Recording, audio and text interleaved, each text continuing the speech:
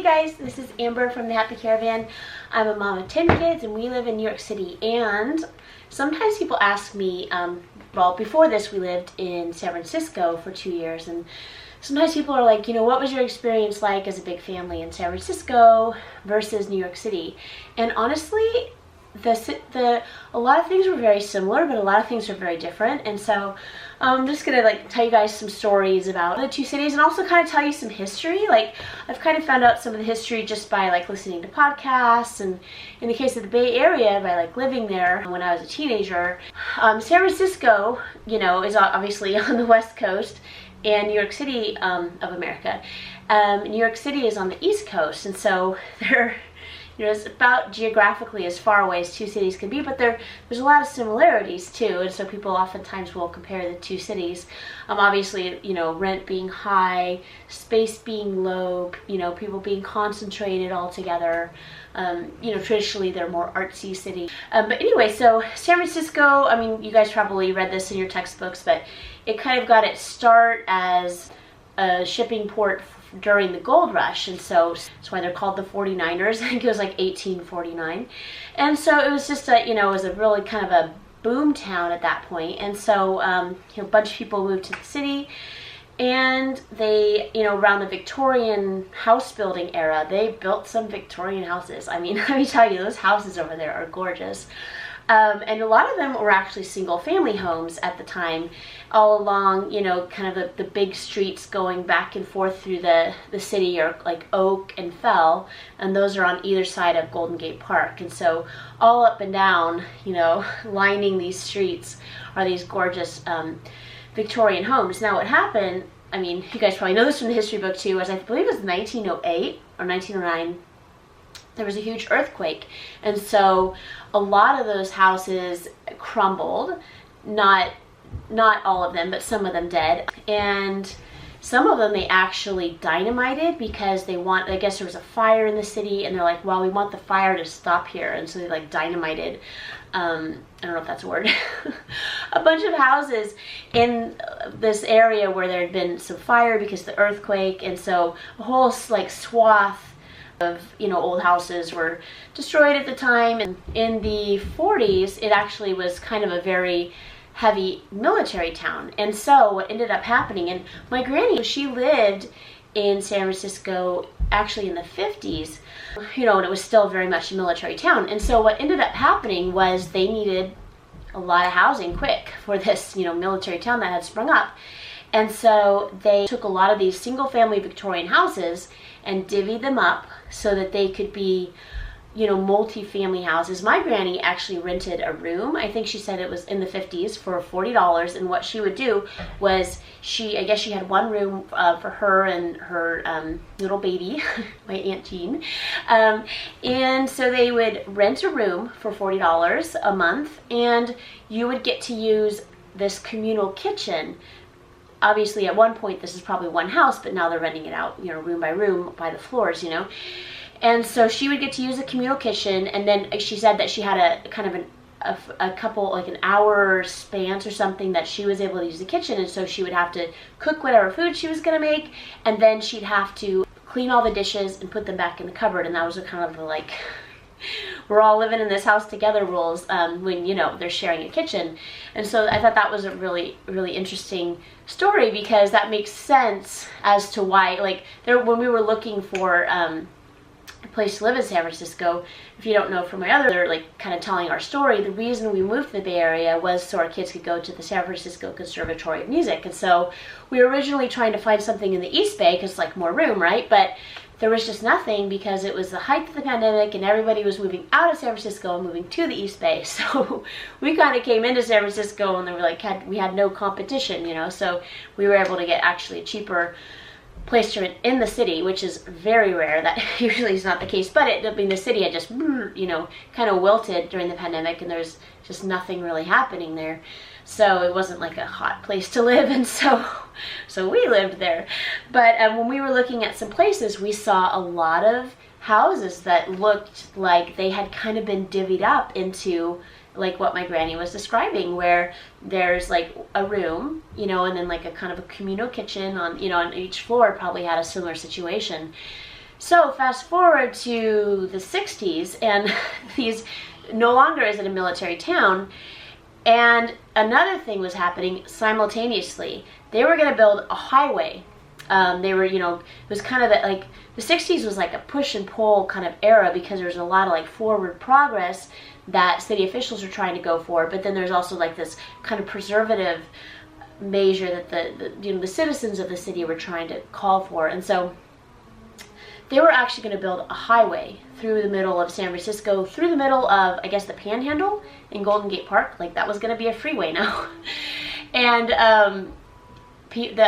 so basically this was going to happen. And so all the houses, all these, beautiful Victorian houses, which weren't as valued. I think those old Victorian houses were kind of looked at as old-fashioned in the 60s, the era of the Jetsons and everything. They're like, get rid of this. So, so they were going to basically bulldoze those houses on either side of Golden Gate Park, and then all the way down this, this entire street, to make, a freeway. And so, what ended up happening was those houses that were basically condemned on either side of this would-be freeway, the owners were like, well, they're not worth much anyway, so they would just rent them out for cheap. They'd rent out these rooms that used to be rented by, like my granny and military family, and they would rent it out to, these artists and these hippies that were kind of coming in to, San Francisco. And what ended up happening was that because there was these condemned houses and they were already all divvied up, it kind of lent itself perfectly to this onslaught of hippies coming in that needed a cheap place to stay. They were cool with the communal thing. They probably didn't have like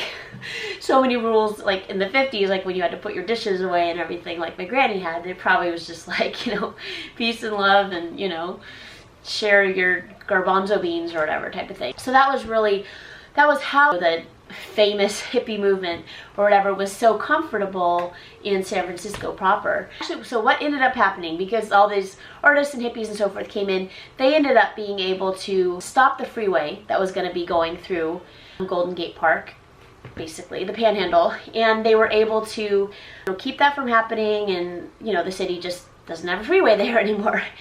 On the other hand, what was going on in New York City was kind of for something very different. So there was a lot of progress to like push forward, and this is like public transportation, freeways, like this person named Robert Moses, who is known for being kind of a hero and a villain, heroic in that like he just got stuff done.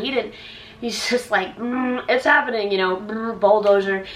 But what was he bulldozing through? Like there were a lot of times, like for instance, West Side Story was shot in a place called San Juan Hill, and that doesn't exist anymore. San Juan Hill is no longer. It was bulldozed over, and now there's Lincoln Center. I mean, can you imagine New York City without? Because you're yelling, sorry.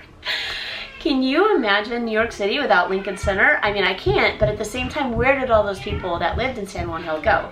I don't think there was nowadays, if they're gonna bulldoze through where you live, a lot of times I think there's like some idea of like, well, let's try and find you another place to live. I think back then it was like, find a new place, on your own. And so there was also a lot of, obviously, projects and so forth, trying to build low-income housing and so forth, and that's something that is really missing in San Francisco. Like with the freeways also came more low-income housing. In New York City, in San Francisco, there's not a lot of low-income housing, and so you have these two coasts doing different things at the same time.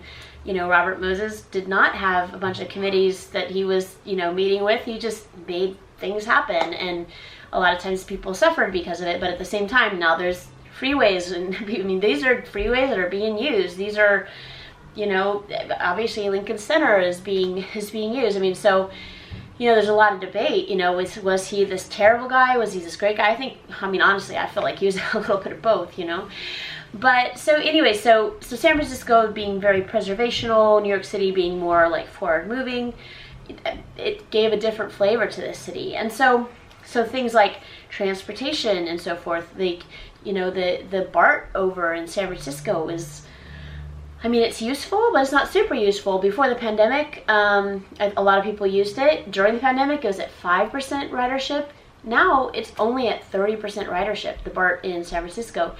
While the subway in New York City, I mean, it is so busy that we can barely, like, sometimes you can't even, like, breathe. There's so many people in there. So obviously the subway is really, really used nowadays in New York City, versus in San Francisco, there's not a lot of people. I mean, I remember when we lived in San Francisco, you'd see a bus come by, and there's nobody. It was like a bus driver and a bus, and it was empty. Like, that was public transportation.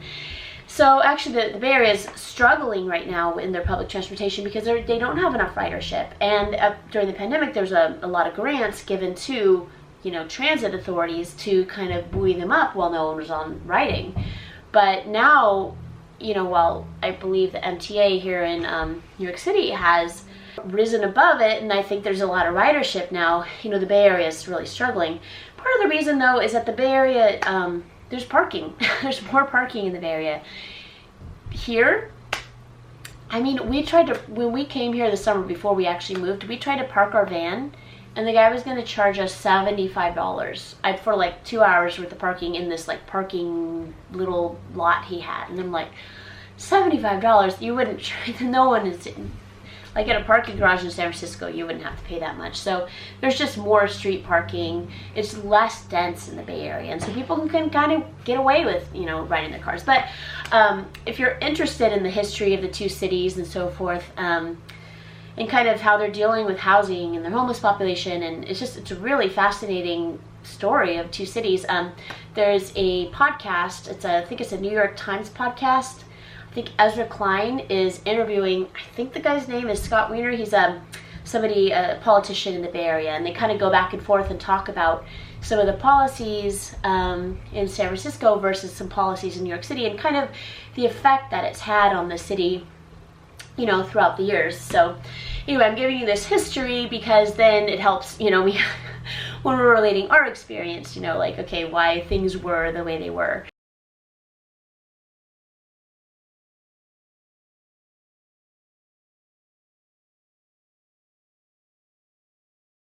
So when you go to San Francisco, I personally feel like you see a lot more homeless people on the streets, while in New York City, you'll see occasionally you'll be riding a subway and there'll be like a homeless person like laying on one of the subway benches or whatever. But I couldn't understand, like, how is it that New York City, they just don't, it doesn't seem like there's as many homeless people here, but in San Francisco it seemed like there were a lot more. But listening to Scott Wiener explain things, it made me kind of understand why. So Scott Wiener was saying that in the Bay Area they really prioritize building permanent housing for homeless individuals, while the neglect of shelters almost. But then in New York City they have like everyone has a bed policy. Like, if you're homeless, you have a bed somewhere, some shelter somewhere. I'm sure there's exceptions to that, but for the most part. The other thing, is New York City, it freezes here. San Francisco, we were there, and it never gets freezing. So there's danger of people dying in the elements here. So it's like, because New York City doesn't really have the luxury of just being like, oh, you can sleep, in this doorway here. No, in fact, they actually send out an alert. I don't know if it's through Twitter or where, but they send out an alert. They call it Code Blue, that if you see a homeless person that's maybe laying in a doorway or something, you're supposed to call if it's going to be a night that's freezing. So you call, and I guess, I don't think it's like police. It's like somebody that goes and helps them. They'll bring them to a shelter so they don't freeze that night. So I mean, there's just this whole like system they have set up here versus the Bay Area. It gets cold, but it's almost like it's never below like 40, like 42 degrees is really cold in San Francisco, and then it usually doesn't get above like 78, so that, and really honestly it mostly stays in like year round, like 55 to like 70. That's kind of like where San Francisco stays. So it's a pretty calm climate, So, and then of course the fentanyl epidemic really hit San Francisco hard. It's probably here too, but really hard in San Francisco. It's closer to, I think, the source of where fentanyl comes from. You know, it's, you would see, and the thing is that during the pandemic, a lot of times the homeless population did just kind of show up, you know, in tent in the neighborhood. Octavia, which is right by where our kids went to the San Francisco Conservatory of Music, they actually had a whole like tent city set up. And eventually I think they did, you know, the government or whatever, the city did kind of like take that down and I think try and bring, basically it was still like a tent city, but I think it was like at City Hall or something. It was kind of, they basically moved the homeless people. But in general, the homeless people in San Francisco are pretty much contained in an area called the Tenderloin. So, you know, if you're a tourist and you're going there, you're not going to see a lot of homeless people because they're all, you know, mostly in the Tenderloin area.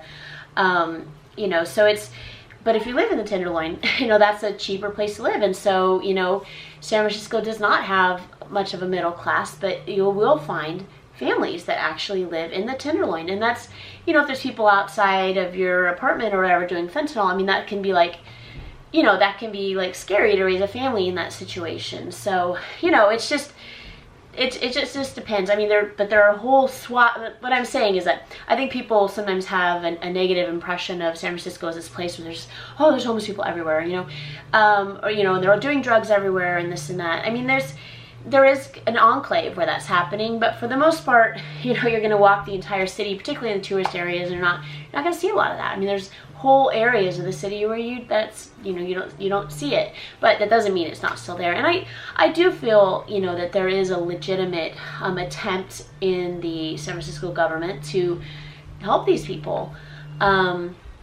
It's just how to help them, you know. That's the real struggle, you know.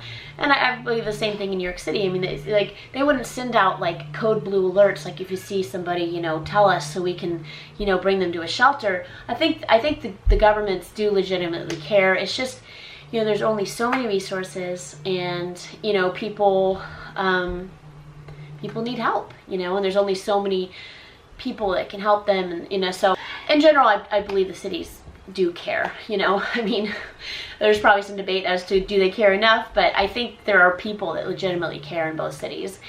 So a lot of times when people talk about, you know, us, they'll find, oh, you know, I lived in San Francisco, like, wasn't it scary, or weren't there, you know, people shooting up drugs everywhere? I mean, we did see a lot of drug needles on the cement, you know, so we just, like, you don't wear sandals there, you know, because obviously, you know, you never know what's in the needles, you know. You see kids like a baby that was exposed to fentanyl at a park or something, and they're like, you know, in the emergency room. Like, it's just that a lot of times these, particularly synthetic drugs, are so potent that if you even get pricked by, you know, some form of it, you can be in the hospital, particularly if your body's not, you know, accustomed to that. So yeah, the drug needles were, you know, we did see them throughout the city, but I never saw anybody like actively, you know, shooting up or anything, and I walked around the city quite a bit. So anyway, so it really wasn't that scary. Like the kids would go practice at Golden Gate Park. I feel like the kids had a really good experience there. Like we lived in a part of the city called Hayes Valley.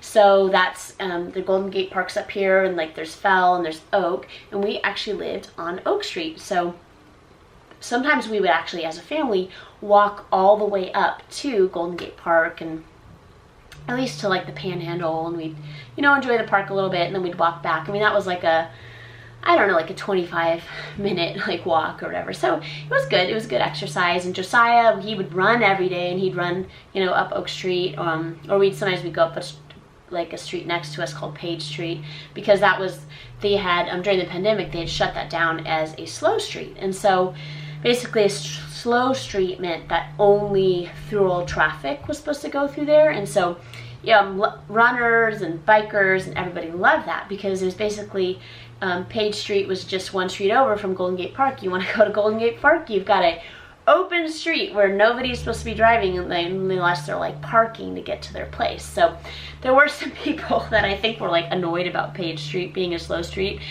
and they would, you know, kind of just, you know, run through the cones and squeal. And so it wasn't exactly the safest Like, I wouldn't let my kids go there by themselves. Like the little kids. Big kids, fine, you know, like, just be careful. Little kids, yeah, no, we're going as a family. It was the best of times, and it was the worst of times. Like, being there during the pandemic, you know, was a really interesting experience because things were, like, shut down in this previously very vibrant city, you know. And so, you know, Golden Gate Park was still open, but, you know, the museums and everything else were closed, you know, so a lot of the tourist things. Also, you know, one of the more interesting things about the Bay Area for me was just how much it had changed, because I lived in the Bay, so we were there in basically from 2020 to 2022, we were in San Francisco. I lived in the Bay Area, an island called Alameda, which is in between San Francisco and Oakland. So I lived in an island called Alameda, and I was there from 1990 to, I think it was 1990, yeah, basically late 1990 to 1997. So we spent, you know, 7 years in the Bay Area, and arguably I was, you know, from the age of 10 to the age of 17. Those are kind of really formative years, like your teen years, you know. So I kind of I learned what the world was like there. So, you know, when I was a kid, like, I think I was 12, and my granny and papa lived in San Diego, and they, you know, like I said, my granny had lived there in San Francisco when she was, you know, just newly married. I think my grandpa was deployed, you know, as a young military mama, you know. She lived in San Francisco, and she remembered, like, going on the cable car, and she would just go on rides. I think my aunt had some problem medically, and so she had to be at the children's hospital for a little bit, and my granny wasn't always allowed to be with her, and so to kind of pass the time, she would, you know, go on rides on the cable car. And I think she remembers getting some minestrone soup at this little, like, Italian diner and stuff, like these little sweet, like, 1950s San Francisco memories. So when my granny and papa, you know, we moved to the Bay Area, so my granny and papa would come from San Diego, which is where they lived, and they would take us out into the funness of San Francisco. And so it was really different in the 90s versus nowadays. So in the 90s, we would go to a place called Fisherman's Wharf, my granny and me and grandpa and my mom, sometimes my dad if he was available. And you could buy, I think it was like $5. You could get like a cooked crab, or maybe it was more than that, but $5 sounds so little. I don't know, I'll have to fact check that, but you could get an entire crab, and they would boil it, like, right there. And then, because you can't, you know, it's hard to eat a crab, you know, without it being cut up. The guy, like, this is that Fisherman's Wharf, like, along the sidewalk area. And it's funny because we went to Fisherman's Wharf while we were there, and I didn't see any of this. So there was just, all along the sidewalk, there'd be different vendors that had set up with, like, basically a crab boiling, you know, apparatus basically on the sidewalk. And, you know, you'd buy the crab, and this guy, it was like part show, part meal, right? This guy would, like, throw knives in the air and this and that and chop up the crab, and, you know, like, it was like an acrobatic act, like, not, he was flipping, but, like, you know, like juggling knives and stuff and cutting up the crab, and he'd give it to you, and it was just like, it was such an experience. And then my granny would always get, like, a loaf of sourdough bread, and she actually, I think from San Diego, she brought this little cocktail sauce that she made, and it was so fun. And I remember eating that, and just the experience of it. And in the early 90s, San Francisco's, I think, main income was, as a city, was tourism. Like, that was what made San Francisco. And so, you know, it was just like, it was a total tourist city, and, like, just totally, like, everything, a lot of the city's resources, I think, were poured into tourism. And there's Ghirardelli, I don't know how to say that, Ghirardelli Square, and you could get, like, giant, like, ice, they call it the earthquake, like, I don't know if it was, like, 21 scoops of ice cream or something. More ice cream than you should be eating. That's how much was in there. We'd go get that, and it was just, like, it was just really, like, a fun experience. So, you know, it was interesting to come back to it. And also I do feel like San Francisco used to be a little more artsy. So, like, when I in the late, you know, or mid to late 90s, I was like, you know, I want to be hippie-esque, you know. So I was like really into like the artsy community in San Francisco, and so like there'd be some, you know, cool shoelaces, or there'd be a lot of really interesting like groovy shops in San Francisco you couldn't find like anywhere else in the world. And so it's interesting, we came back in 2022 and things had changed so much. And, you know, it was hard to piece together, you know, why things had changed so much. But I think I understand, you know, based on the history and the economics of the city, what happened. So basically late 90s, what happened was, and actually Scott Wiener in the podcast was talking about this, that it was a tech hub starting in the late 90s. And so a lot of times what would happen was there'd be an apartment that was open, that was for rent. And there'd be a line, like a really long line of people that were going to look at this apartment. You know, this is before the days of Zillow, you know. And so they'd all, you know, they probably saw it in the newspaper, you know. So they'd all wait in the line, and then people in the front of the line would be like wheeling and dealing with whoever was showing the property, and they'd be like, okay, you're asking, you know, $2,500, I'll pay you $3,100, you know. And so they're basically like being like, I'll rent over asking price, you know. And so you can see how quickly that inflated rent there, because so the tech industry, there was obviously some in the city, but there's a lot of it was south of the city. But I think part of it was that San Francisco was the most interesting place to live in the Bay Area. And so if you're going to come there, you know, as part of the tech industry, you want to live maybe in a more interesting city, in a place where it's more metropolitan. There's places to go out to eat. There's coffee shops. There's just, it's interesting, you know. So I think that's what happened. And then, you know, Google and I think eventually Meta and this and that would have, I guess it was Facebook back then, they would actually have buses that would come through the city and pick up the various employees and bring them down to Mountain View or wherever, you know, they're located. So, you know, quickly it became, you know, not this mecca of like the artists and dreamers. You know, if you're in that long line and you're like, oh, I work for this tech company and here's my, you know, here's my credentials, this and that, and somewhere in that line is, you know, well, I'm an artist. Like, be like, next, you know, because as a landlord, you want the most, like, like, this person's gonna pay the rent, you know.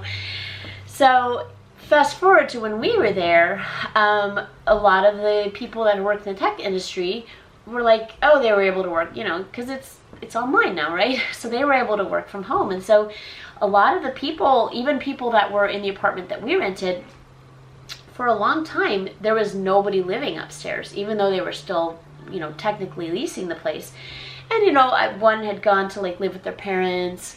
You know, a lot of times in the Bay Area, it'll be 4 or 5, you know, young tech workers, you know, renting an apartment together. Like, that's the general rule of, like, what you would see, particularly in Hayes Valley, which is where we were. You know, and what's interesting is we actually we didn't plan on necessarily moving to this part of the city, to the Hayes Valley area, because it is kind of it caters more to like the young hipsters and so forth, and obviously that wasn't us, right?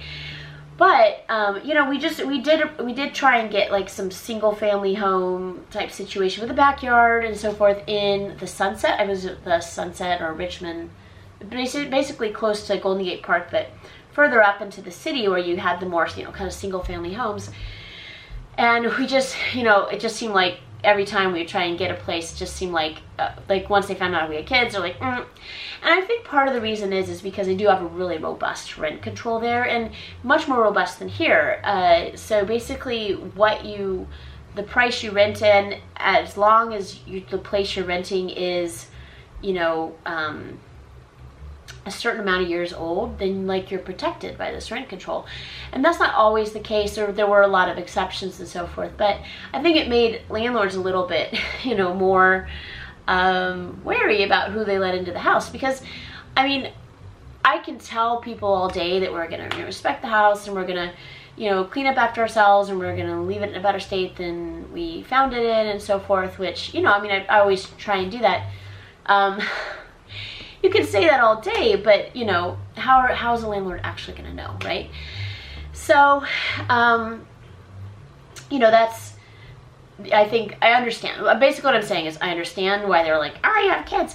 But what's interesting is like, well, yes, I had a lot of kids. I had 9 kids at the time. But you know what's interesting was I was talking about some of our struggles trying to find housing in the Bay Area. And moms would DM me on Instagram and they would be like, yeah, and with 3 kids, they have 3 kids. And they're like, yeah, I mean, everywhere I apply, like I'm applying for 3-bedroom, you know, places in the Bay Area in San Francisco. And every time, you know, they're like, they find out I have kids and they're like, no, they don't want to rent to me, you know? And so it's like, and these are not, I mean, 3 kids is kind of more normal, but for San Francisco, that's, you know, a very big family. So, it wasn't, I mean, I hate to hear about struggles that people are going through, but I'm like, okay, it wasn't just me, you know, it's like, it's just kids in general. They're not, you know, it's something landlords are not really comfortable with. There are a lot of dogs, you know, and dogs can wreak a lot of havoc too, you know. So I don't know. There's a little bit of tilting towards the canine, I guess. There's just that the housing situation obviously wasn't ideal there. I think if we were able to kind of like land one of those single family home type things, you know, found some landlord that was willing to rent to us, I think it would have been a little easier situation. But the kids in Hayes Valley, that's where we ended up. And what was interesting was we were able to walk to the San Francisco Conservatory of Music. It was only 5 blocks south of us. That was amazing. So that was cool, you know, because parking was, even though you could find parking, it was still a real challenge there. Not as much of a challenge as here, but so that was really cool. The area of Hayes Valley was very, really fun. There were a lot of fun restaurants. I mean, it was a really alive town. Now, it wasn't like alive with like our sort of people. It was more alive with like young techies, you know, but they, you know, the city is going to cater to the clientele of who lives there, you know, and the people who would move there were almost exclusively, you know, people, young, you know, educated tech people, you know. So, I mean, I think what happened was the city, you know, started, particularly, you know, 90s, early 2000s, so forth, really started to skew to more of a left brain, kind of more mathematical, you know. So I go to a hair salon here in New York City, and the lady that, you know, will wash my hair or whatever, she used to live in San Francisco, and she actually, I guess she did London Breeds hair, which is interesting. That's the mayor of San Francisco. And I guess the word she coined, she's like, this hairdresser lady in New York City is super artsy, you know.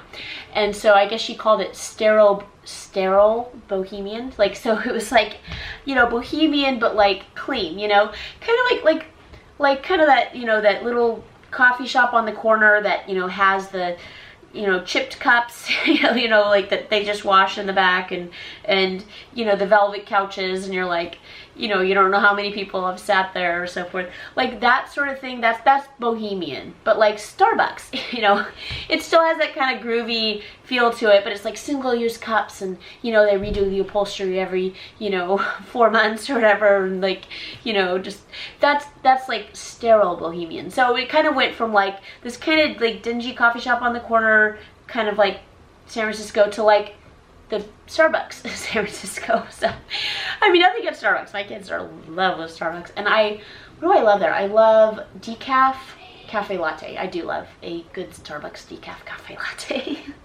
And their tea. I usually get their tea, so nothing against Starbucks. But I'm just trying to explain to you kind of like what it was like in the 90s versus what ended up, you know, it ended up being like. So it's same thing like in other areas in the Bay Area. Like I used to always, as a teenager, I always used to love to go to this place called Telegraph Avenue. So like UC Berkeley is like at the head of Telegraph Avenue, and then, you know, it's called Telegraph Avenue. And so in the 90s, it was this like, it's hard to explain, like, maybe it was just because I was like young and stupid, but just the excitement of being there. Like the sun was shining down, and like, you know, there'd be all these little groovy like vintage clothing stores. And oh, you know what, I actually have, I'll have to show you my vintage clothing store find. I still have one of my shirts I got from Berkeley. Let me show you.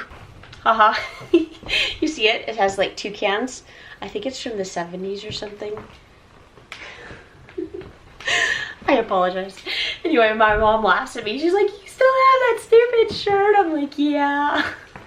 Like I would come home with all this weird stuff from like that Telegraph Avenue area, and my mom would be like, what are you thinking? I'd bring home these like fur coats and stuff, because it was like, basically this is the 90s, so all the stuff that was like, you know, off scourings of the 70s would show up at these you know, thrift stores. And so I brought home this fur coat. My mom's like, don't bring home any more mangy dog coats. You know, she thought it was so gross. But anyway, so she would probably appreciate the change that has come over the Bay Area recently. And I heard, I didn't even go to Telegraph Avenue when we lived there. Like it was in Berkeley, it was a little bit of a ways, you know. But, you know, I was going to take the kids to this place called Noah's Bagels that was on the corner in Telegraph.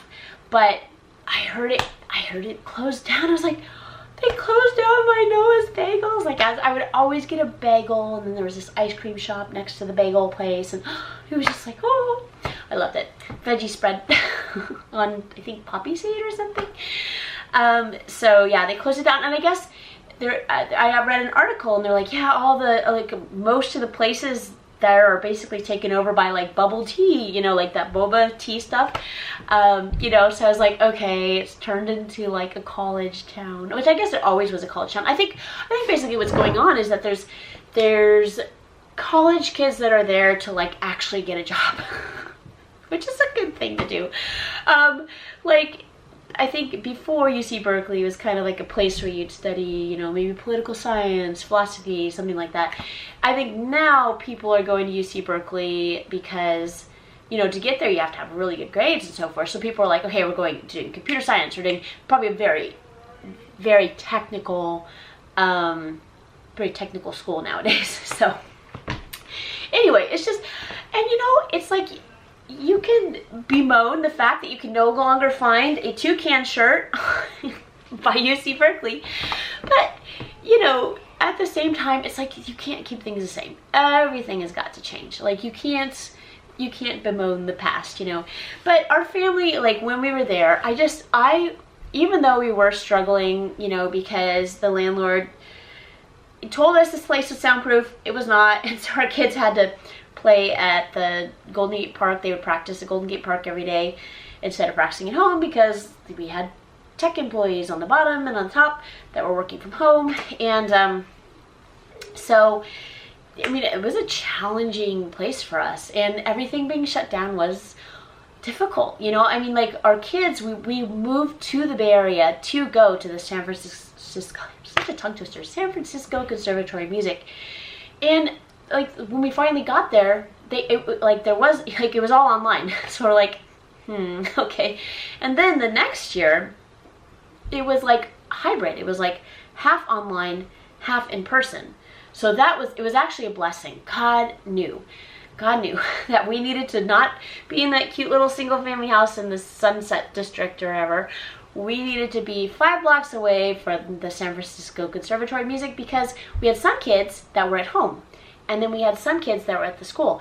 And then sometimes those kids that were at home actually went to their lesson in person. So we were like boop, boop, boop, boop, boop, back and forth between that conservatory like several times, not just on Saturday, but throughout the week, because sometimes the kids would learn, you know, have their lessons in the middle of the week, because a lot of times teachers, if you lived in the area, and by in the area they meant even like, you know, East Bay or whatever, they wanted you to maybe come during the weekday because their Saturdays were full. There were people that even flew in from Los Angeles weekly to be able to go to the conservatory there. So it was like, you know, they're going to prioritize that kid that's flying in from Los Angeles. They're going to get their lesson above you, who like lives 5 blocks away, right? So yeah, I mean, you can expect that. Anyway, so coming to New York City for us, you know, while we did absolutely love our time, is, oh, by the way, if you ever are in San Francisco, there's one of the places the kids miss the most. So if you want to find a place that's pretty good to eat, particularly in the Hayes Valley area, there's a place called Suvla. I never actually ate there, but the kids were always going there in Hayes Valley. And this is a place that's all throughout the city. It's a place called Salt and Straw. And they have weird flavors of ice cream. They have fried chicken ice cream, which is like Okay, they definitely won up Ben & Jerry's. Yeah, so anyway, if you're interested in weird ice cream, Salt and Straw is the place for you, and they have different locations throughout the city. And it's just, San Francisco is beautiful. I mean, there are some times when the fog will just roll in, but like, I mean, even with all the struggles we had there, it's just like our entire family has this like, oh, it was so nice, like, feeling about San Francisco. I mean, the houses were so unique. Like, here, there's some really, I mean, it's so, I love this classic New York architecture, but it's so similar. Like, all the brownstones look so similar. In the Bay Area, the Victorian houses, it's like, you know, there's just so much variety amongst the different houses that you can't get, you know, there's only so many colors of brown. Not complaining, I love, you know, the brownstone we get to live in, but you know, I mean, it's different, you know, and you're gonna get, you know, it's like getting Skittles versus M&Ms, you know, it's like sometimes you feel like an M&M, sometimes you feel like a Skittle, so, you know, it's like that. But anyway, so coming to New York City, probably I would say the thing that we most enjoyed about the city, being accepted as a bigger family here, it just feels so different. It wasn't just the housing, like even we'd walk down the street, you know, we get the side eye, like, why are you guys here? You know, we felt very much like, you know, why are you here type of thing. In New York City, I just don't feel that at all, you know. I mean, we're even in Harlem, which is a traditionally African-American neighborhood, and people like are super nice, like neighbors are like just come and say hi to us, and it's like we've always been here type of thing, you know. It's so just the acceptance in this city is unique, you know. And then also, you know, we're not alone here as far as being big families. There's a very heavy Orthodox Jewish population, mostly in Brooklyn, you know, and they have big families. And then you know, there's a little more history of, even if it's maybe not nowadays big families, but there's just a little more history amongst the Jewish population, and then also, you know, a lot of Italians and even Puerto Ricans and so forth. This just people that have traditionally kind of embraced a bigger family, more extended family, that see a big family and it's not like, ew, what's that? It's like, oh, I remember, you know, me and my abuela, my cousins, and you know, like, so it's just, there's a little more, I guess, acceptance here. For our, you know, our sort of people. Maybe not amongst the intelligentsia, but, you know, amongst the hoi polloi, you know, we are like one of the people, which is nice. And then I do feel like the city has a little more of an artsy flavor. I mean, there's definitely, you know, there's definitely a tech presence here, and I have nothing against tech. Like, I'm working on tech. I got my Amber loves her tech, so I'm not complaining about tech at all. But I mean, just the clientele, or not the clientele, the sort of person that is, you know, the sort of person that will like code for hours and this and that. You know, like somebody like Andy Warhol would have like gone crazy trying to do that, because that's not who he was, you know. So I do feel like this city caters a little more to an artsier crowd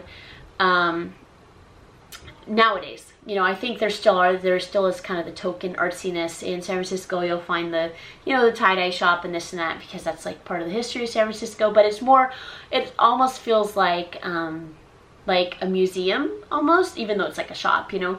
It shows like a museum of what has been as opposed to what currently is. And of course, you know, people are not going to wear tie-dye for the rest of their lives, and that's okay. That's okay. But anyway, here I feel like there's, like, I see, like, you see them on the train and so forth, like these really artsy people, and you're like, you know, just the way they dress and just kind of their persona, you know, that they, you know, are living on a dream and a prayer, and they're just kind of like living their artsy life somehow. And also I think you know, New York City, unlike the Bay Area, I mean, there obviously there's Berkeley and there's San Francisco and this and that, but you know, everything everywhere is so expensive there. In New York City, things are expensive everywhere too, but there are little enclaves where things are a little cheaper. Harlem is a little cheaper. You know, there's parts in Brooklyn that are a little cheaper. Obviously, Queens is gonna be, you know, less. I guess Astoria is now the new place where the groovy people live or something. I don't know. I don't know where they live. But, you know, there's a lot of little enclaves of, you know, lower cost housing, but still not like the situation, like the lower cost housing in San Francisco is in the Tenderloin, where you know, you've got like the fentanyl stuff going right outside your door. Like that's not happening in Astoria, you know. So as far as I know, you could correct me if you live there, but it's just not as, you know, there's lower income housing in a place where you can feel more comfortable. In New York City, I think in the Bay Area, that's hard to find. I mean, even the suburbs are getting very, very expensive because people are well paid, and I'm all for people being well paid. You know, I mean, the tech companies are making money, and so they have money to pay people, and that's good. I mean, I that's great, you know. The only thing is, if you're not in something like that, that's just like the, you know, the sky high scalability cost-wise or income-wise, you know, you can really feel priced out. Here, obviously, as I've told you in my why we moved to New York City and how we afford it sort of video, we're kind of, you know, figuring life out. And I mean, thankfully the social media stuff is starting to take off when we're able to like meet the bills and so forth, which just feels like a miracle.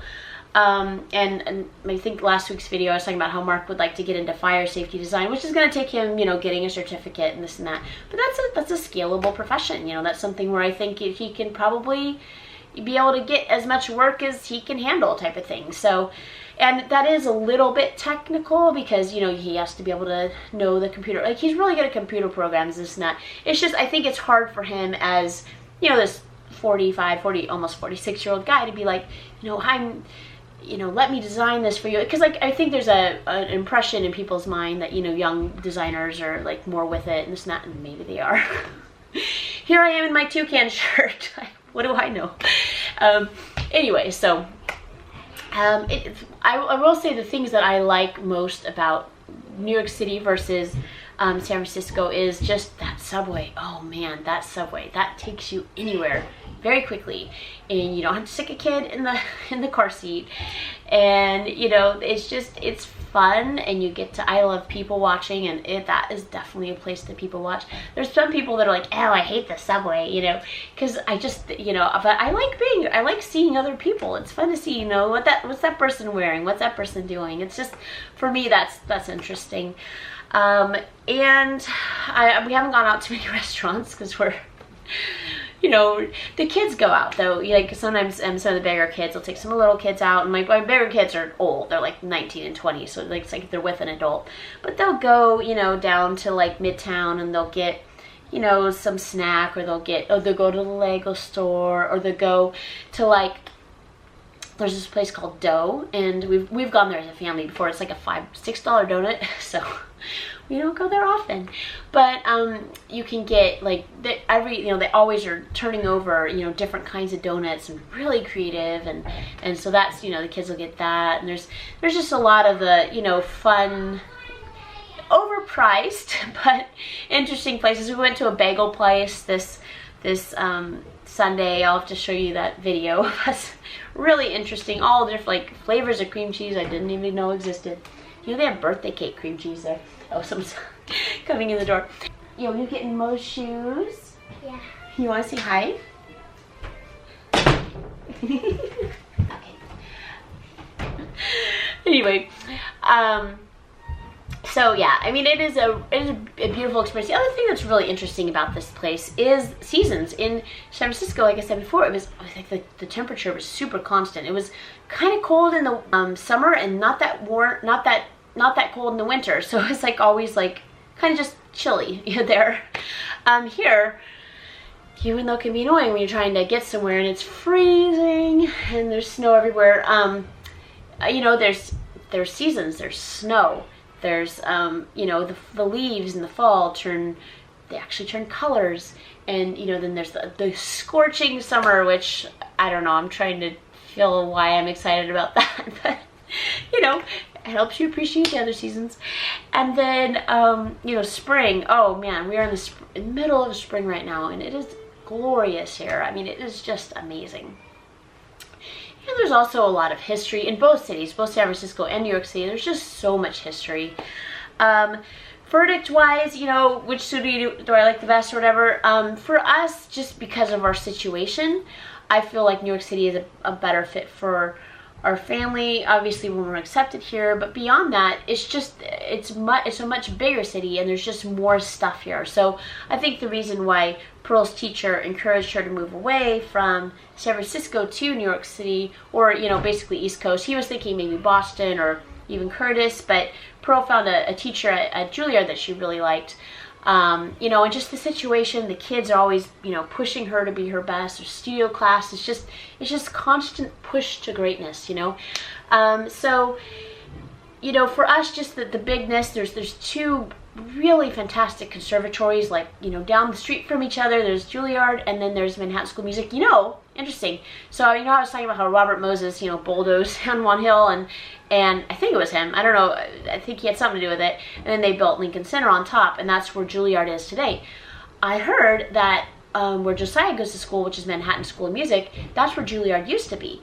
And so they ended up kind of vacating the Manhattan School of Music, well, the building that they were in, and they went to Lincoln Center, and then Manhattan School of Music was, I think, born from that. I don't know if Manhattan School of Music was somewhere else, but that's basically, they took over the old Juilliard building. So anyway, it's just interesting to hear the story, and, you know, if you're interested, I don't know if there's anything about San Francisco history, but if you're interested in New York City history, there is a podcast called The Bowery Boys, and they talk about everything. They talk about, like, the first pizza place in New York City. They talk about the history of the waterfront, the history of the fish market, the history of, there's some famous painter that was here, famous, of the first photographer, you know, as we know photography, you know, just learning this history of something like of Greenwich Village.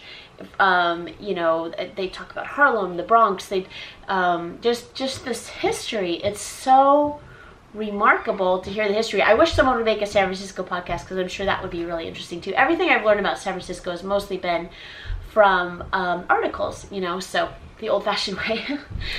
And obviously, you know, my time being there, but I was so young, you know, it was hard to, like, take it all in.